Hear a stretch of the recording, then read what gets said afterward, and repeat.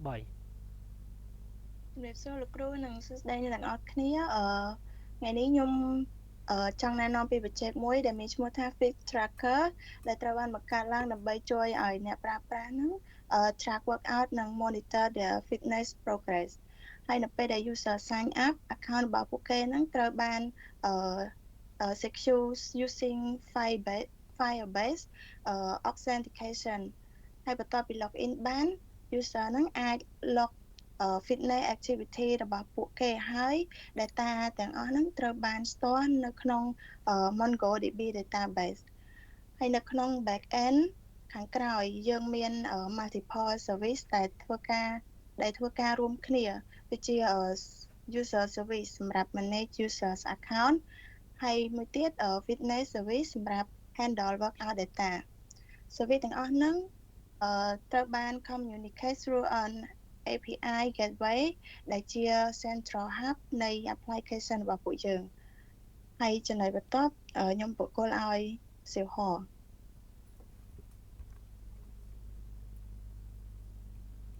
សួស្តីអ្នកនរគ្នាដូចខ្ញុំមកបង្ហាញតាក់ទងជាមួយនឹងការអនុវត្ត app របស់យើងនៅលើទូរស័ព្ទដៃ Android ផ្ទាល់ហ្មង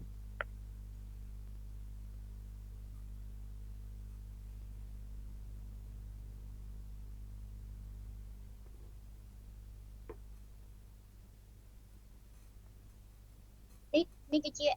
APK app របស់យើងដែលអនុវត្តនៅលើទូរស័ព្ទដៃហើយពេលដែលចុចចូលមកវាអាចពីលោតផ្ទាំង sign in នេះមកដោយ user គ្រាន់តែ sign in email address ហើយនិង password មកបើសិនជាគាត់ជា user ថ្មីគាត់អាចចុចប៊ូតុង sign up ហើយ create account នៅលើ app បាន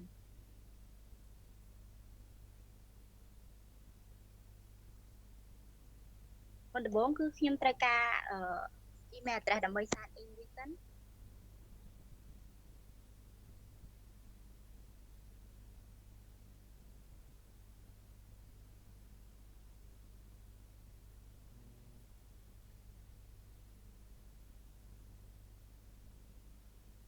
តមក enter password ចូល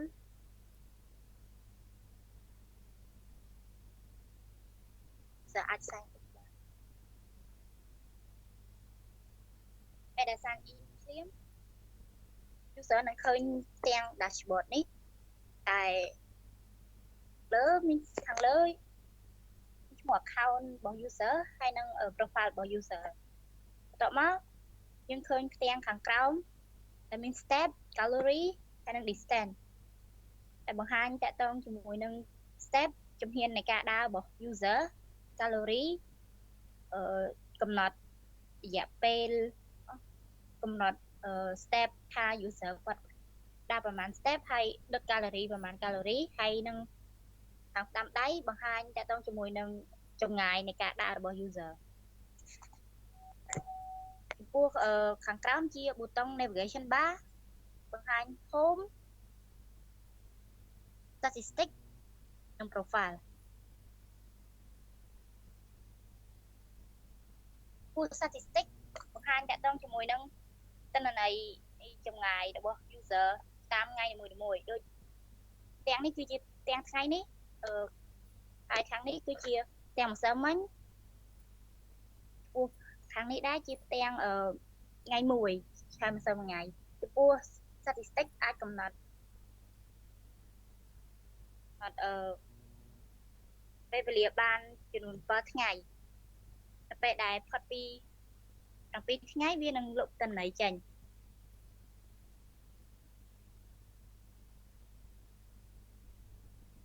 នេះគឺជាផ្ទាំង navigation bar profile ដែលមាន setting ដូចខាងក្រោមគឺ edit profile add setting ហើយនិង about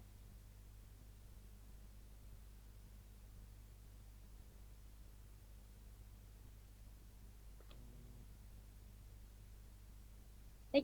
ជាផ្ទាំង edit profile ដែល user អាចផ្លាស់ប្ដូរឈ្មោះគាត់បាន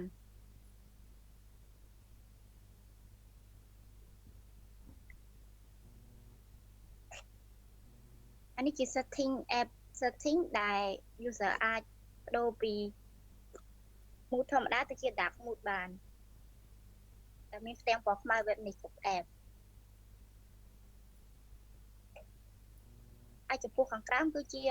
about app ជា information តាក់ទងជាមួយនឹង app ផ្ទាល់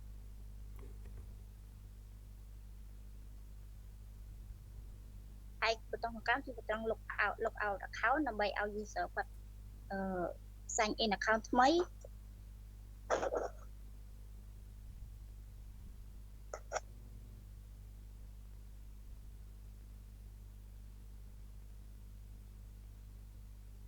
ចំពោះពី app នេះផងដែរ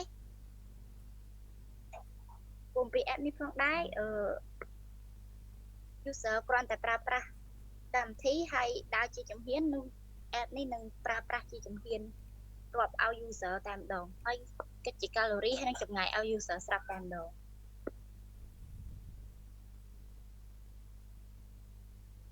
ចំពោះការបង្ហាញការអនុវត្តនៅលើទូរស័ព្ទដៃផ្ទាល់ខ្ញុំបញ្ចប់តែត្រឹមនេះសូមផ្ដល់កិច្ចការបន្ទាប់ទៅខាងបន្ទុំក្រុមខ្ញុំសៀវអាចយកអាចដើរបន្តិចបានអត់ដើម្បីចង់ដឹងថាតើ app ហ្នឹងដើរអត់សៀវអាចកាន់យកទូរស័ព្ទហ្នឹងដើរដើម្បីឲ្យវាកើនតម្លៃសម្រាប់ថ្ងៃនេះមួយទៀតនៅក្នុង screen ហ្នឹងមានឃើញអានេះប៊ូតុង navigation bar ហ្នឹងអត់វាងលឹប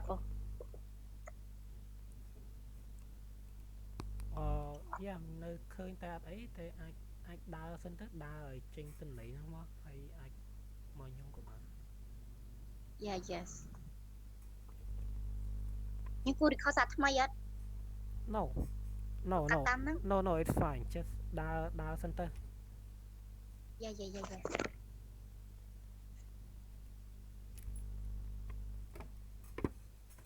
mình vọt được không?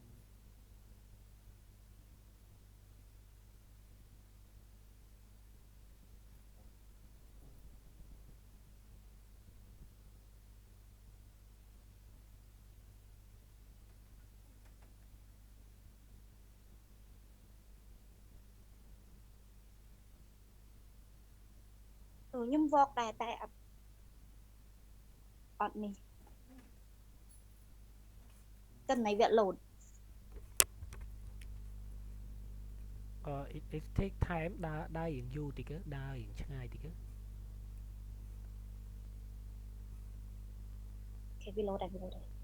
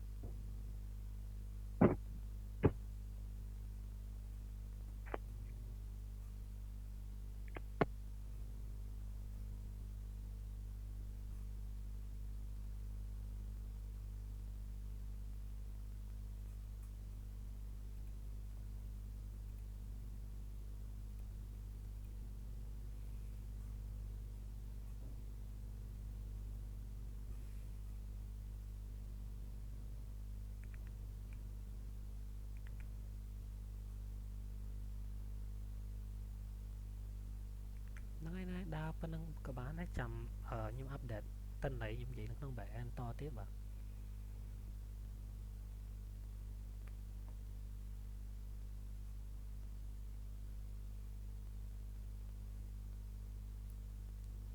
នេះគឺជាដំណើរការរបស់ app ដែល user គ្រាន់តែការប្រើ app នេះវានឹងរកជំហានឲ្យ user automatic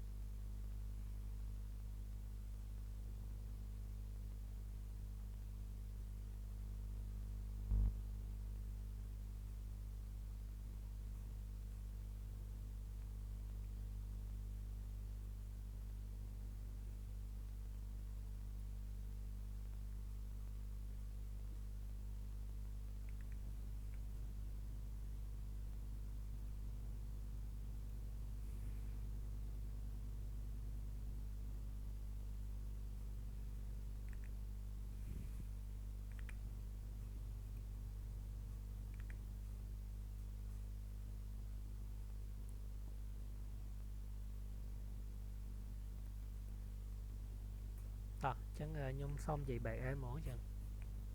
ចាចា អឺ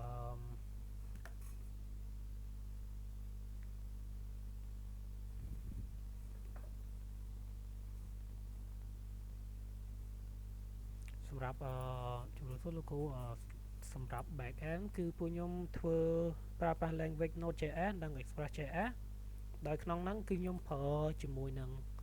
MongoDB ដែលប្រើប្រាស់វាជា cloud ដែលហៅថា MongoDB Atlas នៅជុំសូមសិស្សជួយបិទ screen តិចអូខេហ្នឹងហើយណែមានឃើញ screen ខ្ញុំអត់សម្រាប់នេះ ឃើញ អូខេហ្នឹងហើយខ្ញុំប្រើ MongoDB Atlas ដែលប្រើជាប្រភេទ database cloud ដែលវាចាប់ដែលវាប្រើវាជា cloud នៅយើងងាយស្រួលក្នុងការប្រើប្រាស់ហើយនៅក្នុង back end នេះគឺខ្ញុំមាន microservice ចំនួន2គឺ user ហើយនិង fitness service ក្នុង user ហ្នឹងគឺប្រើតាក់ទងជាមួយនឹង Firebase authentication ដែលប្រើប្រាស់វាជា unique key ក៏ដូចជា generate JWT token ផងដែររីឯសម្រាប់ fitness នេះគឺគ្រាន់តែជាទិន្នន័យដែលអ្វីដែលសិស្សគាត់បានដើរហ្នឹងគឺវាចាប់យកហើយនឹង push ទៅលើ back end សម្រាប់ store វាបង្ហាញនៅក្នុង statistic ហើយសម្រាប់ back end នេះគឺខ្ញុំបានបង្កើតវាជា API រួចហើយដែលខ្ញុំប្រើប្រាស់ cloud ដែរជា render ហៅថា website render ហើយនេះគឺជា API របស់ខ្ញុំក្រោយពីខ្ញុំបាន create API render រួចហើយនេះគឺជា link ដែលខ្ញុំដាក់នៅក្នុង Android this one នេះគឺជា base URL របស់វាអាចនិយាយថាជា API gateway សម្រាប់ឲ្យ Kotlin Android connect ជាមួយនឹង back end អូខេអញ្ចឹងខ្ញុំសុំចូលកន្លែងdatabase ម្ដងនេះឥឡូវខ្ញុំសុំនិយាយកន្លែង user មុននេះគឺជាសម្រាប់ user ដែលខ្ញុំបានបង្កើតហើយនេះគឺជា account ពីខ្ញុំដែលបាន testing ហើយនេះគឺជា account របស់សៀហួរដែលគាត់បានបង្កើតផងដែរនេះគឺជាទិន្នន័យ database ដែលមាន unique key ជាមួយនឹង Firebase UID គឺវាចាប់យក Firebase UID ដើម្បីកែទិន្នន័យក៏ដូចជាដាក់ទិន្នន័យនៅក្នុង Fitness Data នេះអូខេនេះគឺជា user ID ដែលបោះ Firebase UID ដើម្បីការពារទិន្នន័យក៏ដូចជាវា save ហើយវាលឿនយ៉ាងហ្នឹងអញ្ចឹងមិញហ្នឹងគាត់បានដើរនេះគឺជាមិញទិន្នន័យ statistic ដែលគាត់បានបង្ហាញហ្នឹងមួយសើមួយថ្ងៃគាត់ដើរបាន160ហើយមួយសើមិញគាត់ដើរបាន13ហើយថ្ងៃហ្នឹងគាត់ដើរបាន50 step សម្រាប់ទិន្នន័យវាចាប់អត់សូវ accurate ខ្លាំងប៉ុន្តែវាត្រូវការពេលខ្ញុំបាន testing ដែរតែដោយសារគាត់ដើរភ្លាមពេកវាទិន្នន័យវាចាប់បានខ្លះផងដែរហើយសម្រាប់ GitHub គឺខ្ញុំបានធ្វើ CI/CD pipeline សម្រាប់ការពារនៅពេលរាល់ពេលដែលយើង upload code ទៅចូលក្នុងទិន្នន័យហ្នឹងគឺបើសិនជាយើង upload code នៅក្នុង back end មានបញ្ហាក៏ដូចជាមានបញ្ហានៅកន្លែង build Android APK មួយណាគឺវា push ចូលទៅ code ទេហើយនេះគឺជាទិន្នន័យដែលខ្ញុំធ្លាប់ដាក់ CI/CD pipeline ធ្លាប់ខុសម្ដងហើយនេះខ្ញុំធ្វើការ fix រហូតហើយនេះគឺជា code របស់គេsource code របស់ពួកវាខ្ញុំនេះគឺជាផ្នែករបស់ខ្ញុំសម្រាប់ back end អញ្ចឹងខ្ញុំសុំចូលទៅកាន់ខាងបងវិជ្ជាការសម្រាប់បញ្ចប់ជំរាបសួរលោកគ្រូចង់បញ្ចប់ Fit Tracker is a pleasant fitness tracking system user អាច log in securely track workout និងទទួលបាន analyze about their fitness journey អ្វីដែលធ្វើឲ្យបច្ចេកនេះសំខាន់គឺ system architecture យើងប្រើ microservice architecture មានន័យថា service នីមួយៗអាច work independent និង scale on its own security ត្រូវបានចាប់ផ្ដើមពីដើមដោយប្រើ Firebase authentication និង JWT token ហើយ system ទាំងមូលគឺ production ready និង deploy on the cloud ខ្ញុំបញ្ចប់សូមអរគុណដល់លោកគ្រូដែលយកចិត្តទុកដាក់ស្ដាប់ដល់ការបង្ហាញអំពីមិត្តរួមក្រុមរបស់ខ្ញុំអំពី Fit Tracker App